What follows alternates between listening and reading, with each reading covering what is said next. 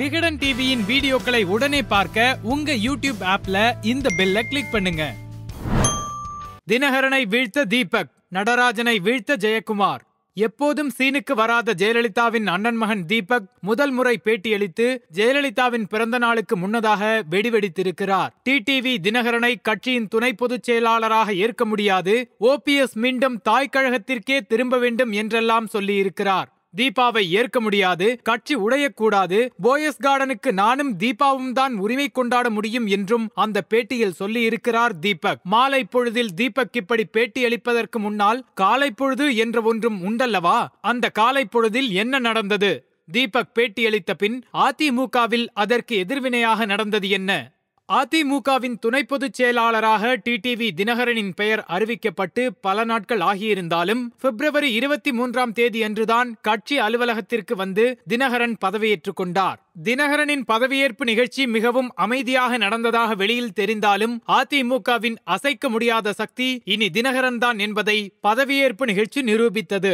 முதலமைச்சர் எடப்பாடி பழனிசாமியில் ஆரம்பித்து கட்சி தலைமை அலுவலகத்தில் இருந்த அனைவருமே தினகரனின் பதவியேற்பு வருகைக்காக காத்திருந்து வரவேற்றனர். வழிப்பாதையில் சிறப்பான வரவேற்பு கொடுக்கப்பட்டு வழிநெடுக மலர்கள் தூவப்பட்டது. ஜெயலலிதா முதல்வராக இல்லாத காலத்திலும் கழகத்தின் நிரந்தர பொதுச் செயலாளர் மாண்புமிகு அம்மா என்ற கோஷத்தை மட்டுமே கேட்டு பழகிய ஔவை சண்முகம் சாலை முதன்முறையாக வேறு கோஷத்தையும் கேட்டது.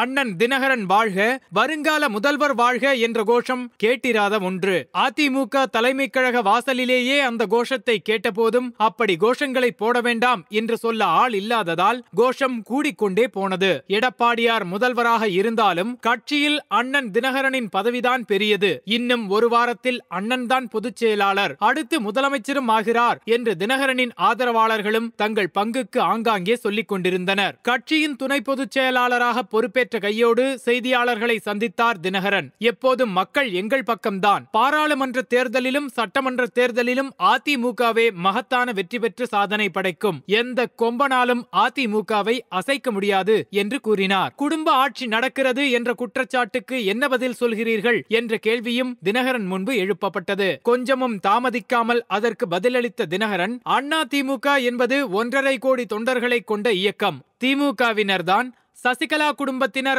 ஆட்சி அதிகாரத்தில் ஆதிக்கம் செலுத்துவார்கள் என்று பொய் பிரச்சாரம் செய்கிறார்கள் என்று சொன்னதோடு பதிலை முடித்துக் கொள்ளவில்லை. எந்த தனிநபரும் குடும்பமும் இங்கு அதிகாரம் செலுத்த முடியாது, அப்படி அதிகாரம் செலுத்தவும் விடமாட்டோம் என்று கூறினார். டிடிவி தினகரனிடமிருந்து இப்படி ஒரு பதிலை நடராஜன் தரப்பு சற்றும் எதிர்பார்த்திருக்க மாட்டார்கள். குடும்ப ஆட்சிதான் நடத்தினோம், இனியும் நடத்துவோம் என்று தஞ்சாவூரில் நடராஜன் பேசிய பேச்சுக்கு அவர் குடும்பத்திலிருந்தே வந்த எதிர்ப்பு குரலாகத்தான் இதை பார்க்க முடிகிறது என்று அதிமுக வட்டாரத்தில் சலசலப்பு எழுந்தது. அதிமுகவின் பொதுச் செயலாளராக பொறுப்பேற்ற போதோ சட்டமன்ற தலைவராக தேர்வாகி இருந்த போதோ குடும்ப ஆட்சி குறித்த கேள்விக்கு எந்த பதிலையும் சொல்லாமல் மற்ற கேள்விகளை மட்டுமே சசிகலா எதிர்கொண்டார். டிடிவி தினகரனின் பேட்டியில் குடும்ப ஆட்சி குறித்த கேள்விக்கும் பதில் இருந்தது. டிடிவி தினகரன் அடுத்து சொன்னதுதான் இன்னும் ஹைலைட்டான விஷயம். கட்சிக்கு எனது பணி தேவை என்பதை அறிந்து மூத்த நிர்வாகிகள் கோரிக்கை வைத்தனர். இக்கட்டான இந்த நேரத்தில் என்னை அவர்கள்தான் கட்சிக்கு துணை பொதுச் செயலாளராக நியமித்தார்கள் என்றதுதான் அது. டிடிவி தினகரன் காலையில் அளித்த பேட்டிக்கு பதிலடி கொடுக்கத்தான் நடராஜன் குரலாகவே மாலையில் தீபக் வெளிப்பட்டார் என்கிறார்கள். தீபக் பேட்டி வெளியான சில நிமிடங்களில் டிடிவி தினகரனின் தீவிர ஆதரவாளரான தமிழக மீன்வளத்துறை மந்திரி டி ஜெயக்குமார் கையில் OPS வகித்த நிதித்துறை அமைச்சர் பதவி கூடுதலாக ஒப்படைக்கப்பட்டிருக்கிறது. இருதரப்பிலும் இப்படி இன்னும் நிறைய மாற்றங்கள் நிகழலாம் என்கின்றனர் அதிமுகவின் உள்விவகாரம் அறிந்தவர்கள். கட்சியின் துணை பொதுச் செயலாளரான டிடிவி தினகரன் சொல்வதைத்தான் இப்போது கேட்டாக வேண்டும் என்ற நிலையில் நடராஜன் என்ன செய்தாலும் அது எடுபடுமா என்று தெரியவில்லை. இத மாதிரி மோர் பொலிட்டிக்கல் வீடியோஸ்க்கு விகடன் டிவி சப்ஸ்கிரைப் பண்ணுங்க.